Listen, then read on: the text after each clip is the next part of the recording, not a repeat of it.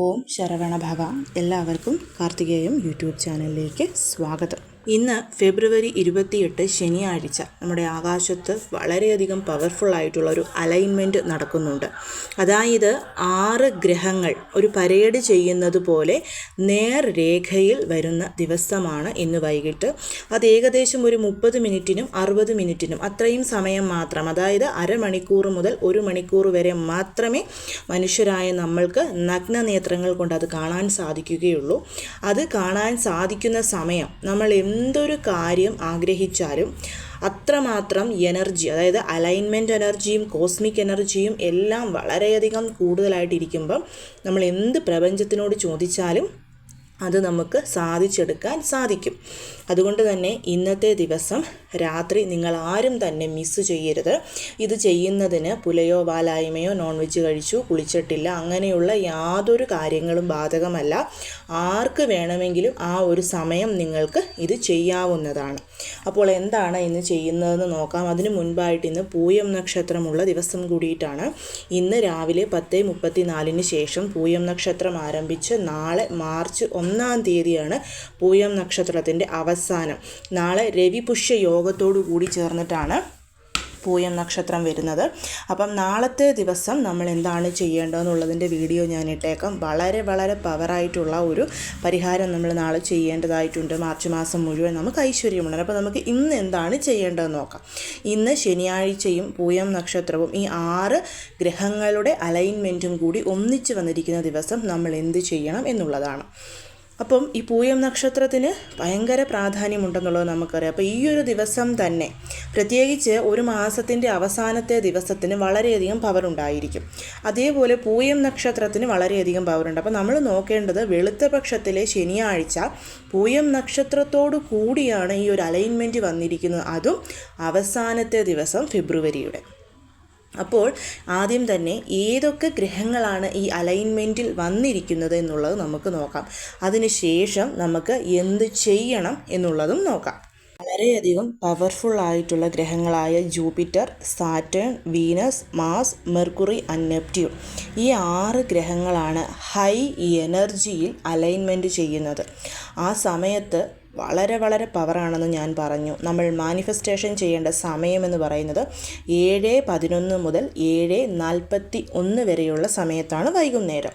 8 മണി വരെ നമുക്ക് മാക്സിമം കൂടിപ്പോയാൽ എടുക്കാവുന്നതാണ്. അപ്പം 7:11നും 7:41നും ഇടയ്ക്കുള്ള ഏതൊരു 5 മിനിറ്റ് സമയവും നമുക്ക് നമ്മുടെ ആഗ്രഹങ്ങളെ നേടിയെടുക്കാൻ വേണ്ടിയിട്ട് എടുക്കാവുന്നതാണ്. അപ്പം നമ്മുടെ ആകാശത്ത് ഏതൊരു ഭാഗത്താണ് ഈ 6 ഗ്രഹങ്ങളുടെ അലൈൻമെൻറ്റ് നടക്കേണ്ടതെന്നും കൂടിയിട്ട് നമുക്കൊന്ന് അറിയണമല്ലോ.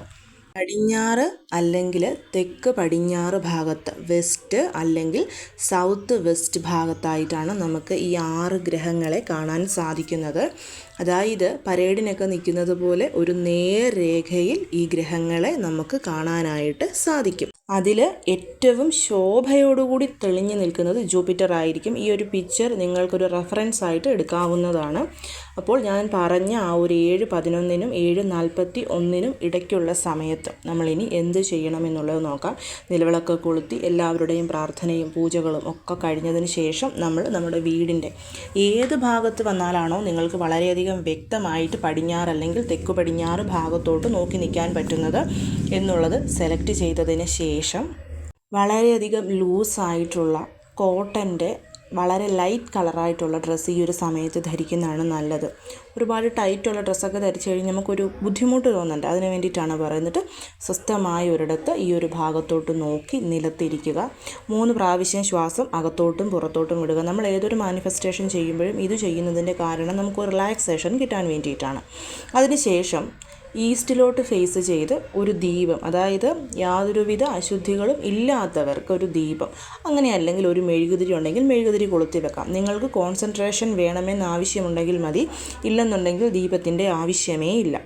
അതിനുശേഷം നിങ്ങളുടെ മനസ്സിലുള്ള 6 ആഗ്രഹങ്ങൾ, ഒരു 6 മാസത്തിനുള്ളിൽ സാധിച്ചു കിട്ടേണ്ടുന്ന 6 ആഗ്രഹങ്ങൾ നമ്മുടെ ഉള്ളിലോട്ട് കൊണ്ടുവരിക.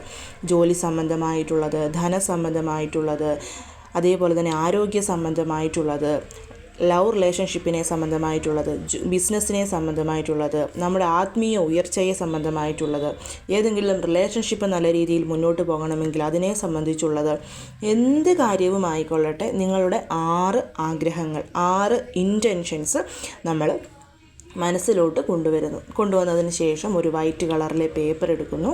പേപ്പർ എടുത്തിട്ട് ആ ഒരു പേപ്പറിലോട്ട് നമ്മൾ ഈ 6 ആഗ്രഹങ്ങളും, അതായത് ഓൾറെഡി നടന്നു കഴിഞ്ഞു എന്നുള്ള രീതിയിൽ എഴുതുക.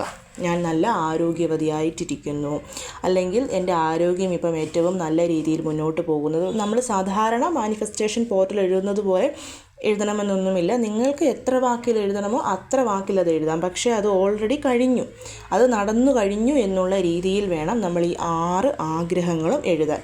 6 ആഗ്രഹങ്ങളും എഴുതിയതിന് ശേഷം നമ്മൾ ഗ്രാറ്റിറ്റ്യൂഡ്, ആ ഗ്രഹങ്ങളെ നോക്കി നമ്മൾ ഗ്രാറ്റിറ്റ്യൂഡ് പറയുകയാണ്. നന്ദിയുണ്ട്, അതായത് എൻ്റെ ഈ ഒരു ആഗ്രഹം എനിക്ക് സാധിച്ചു തന്നതിന് നന്ദിയുണ്ടെന്ന് പറയുക. ഇനി അശുദ്ധികളൊന്നുമില്ലാത്തവരാണെങ്കിൽ ആ കൂട്ടത്തിൽ ഏറ്റവും തിളങ്ങി നിൽക്കുന്ന ജൂപ്പിറ്റർ ഗ്രഹം, വ്യാഴഗ്രഹം അറിയാമല്ലോ, ആ ഗ്രഹത്തെ നോക്കി നമ്മൾ വ്യാഴത്തെ, അതായത് ഓം ഗുരവേ നമഃ എന്നുള്ള മന്ത്രം ഒരു 3 പ്രാവശ്യം ജപിക്കാവുന്നതാണ്. പീരിയഡ്സ് ഒക്കെ ഉള്ളവർ മനസ്സിൽ ജപിച്ചാൽ മതിയാവും. അശുദ്ധിയുള്ളവർ മനസ്സിൽ ജപിക്കുക, അശുദ്ധിയൊന്നും ഇല്ലാത്തവർ നേരെ നോക്കി ആഗ്രഹത്തെ നോക്കി ജപിക്കുക. ഇനി ചിലർക്ക് എന്തെങ്കിലും കാരണങ്ങൾ കൊണ്ട് അതിനെ കാണാൻ സാധിച്ചില്ല എങ്കിൽ കണ്ടില്ല എന്നോർത്ത് വിഷമിക്കേണ്ട. നിങ്ങൾ ഈ ഒരു കാര്യം ചെയ്തേക്കുക. കാരണം അത് ഓൾറെഡി ആകാശത്ത് 6 ഗ്രഹങ്ങൾ അലൈൻമെൻറ്റ് ചെയ്ത് നിൽപ്പുണ്ട്.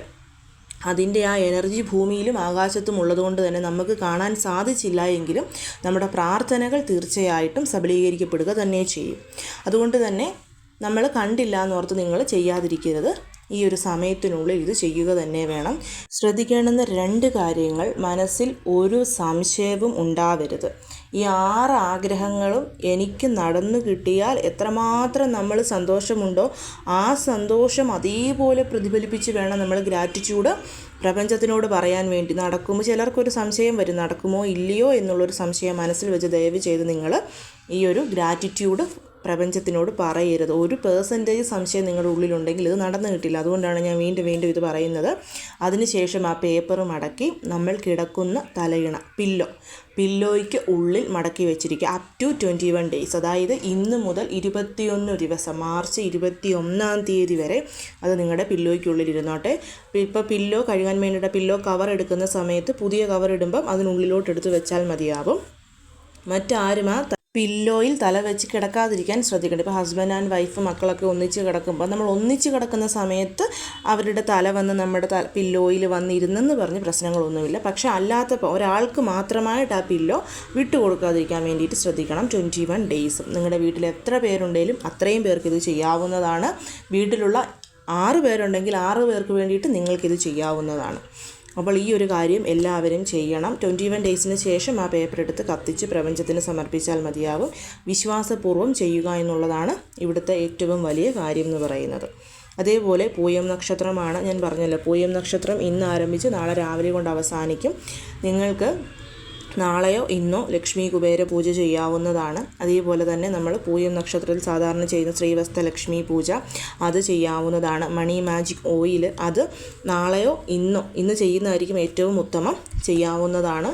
അതുപോലെ നമ്മൾ ഒരുപാട് പൂജകൾ, ഭഗവാൻ മുരുകനുള്ള ഷട്കോണ ദീപം തെളിയിക്കുന്നതൊക്കെ എന്തൊക്കെ ചെയ്യാൻ പറ്റുമോ അതൊക്കെ ചെയ്യാവുന്നതാണ്. എപ്പോഴും എല്ലായ്പ്പോഴും ഞാനിത് എടുത്തെടുത്ത് പറയേണ്ടുന്ന ആവശ്യമില്ലാത്തത് കൊണ്ടാണ് പറയാത്തത്.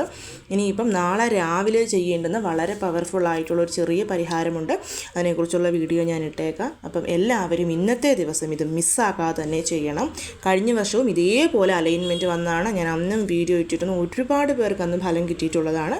അതുകൊണ്ട് തന്നെ ഇപ്രാവശ്യവും നിങ്ങളിത് മറക്കാതെ ചെയ്യാനായിട്ട് ശ്രമിക്കണം. ഇതുപോലെയുള്ള സാഹചര്യങ്ങൾ വരുമ്പം നമ്മൾ മിസ്സ് ചെയ്യാതെ ചെയ്യുക എന്നുള്ളതാണ് ആദ്യം ചെയ്യേണ്ടുന്ന കാര്യം. അപ്പം എല്ലാവരും ചെയ്യാൻ ശ്രമിക്കൂ. എല്ലാവരെയും മുരുകൻ അനുഗ്രഹിക്കട്ടെ. ഓം ശരവണ ഭവ.